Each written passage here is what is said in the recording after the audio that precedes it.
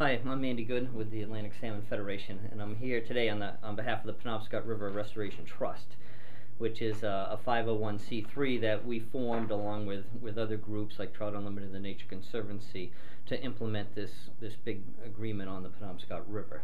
So this Penobscot River project started back in 1999. My organization started talking about restoring salmon in a big southern Maine river, because in the southern range of Atlantic salmon we really don't have any functioning river. That evolved quickly as we started bringing on some partners, started working with the hydro company who had been on the river a long time. We said, well, what do we need to do to restore this whole river, and let's focus on all the sea-run fish, not just Atlantic salmon. So over the next few years we developed an agreement with Pennsylvania Power and Light, who was the hydro operator on the Penobscot.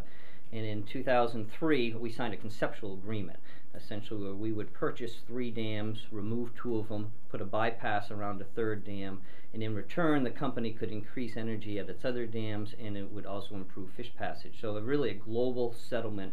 It wasn't really a settlement, nobody had a gun to their head, but a global solution to a long-standing problem on Maine's biggest river. So then in 2004 we actually signed the agreement after we went out to the local communities and got their support. Since that time we've been fundraising for the project.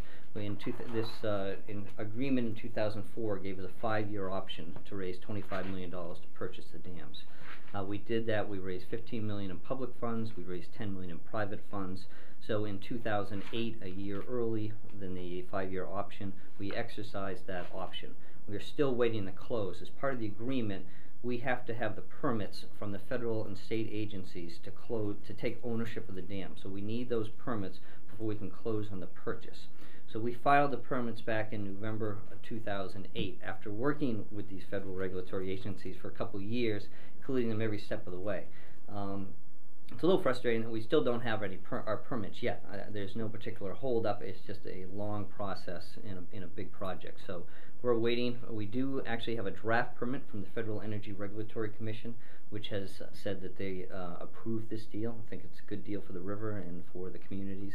And so we're awaiting issuance of that final permit. As soon as that happens, then Maine DEP and the Army Corps of Engineers will complete their process and issue their permits, and then we can go to closing. So we hope to close on the purchase of these dams in the next couple months.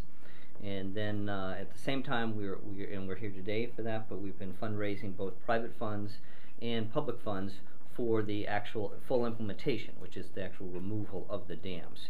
And in last year, as you're probably aware, we did receive a American Recovery Act grant, a stimulus grant from NOAA Fisheries, $6.1 million for the removal of the Great Works Dam. But we need to close on these, and we need to own these dams before we can actually go ahead and remove them. So that's where we are currently.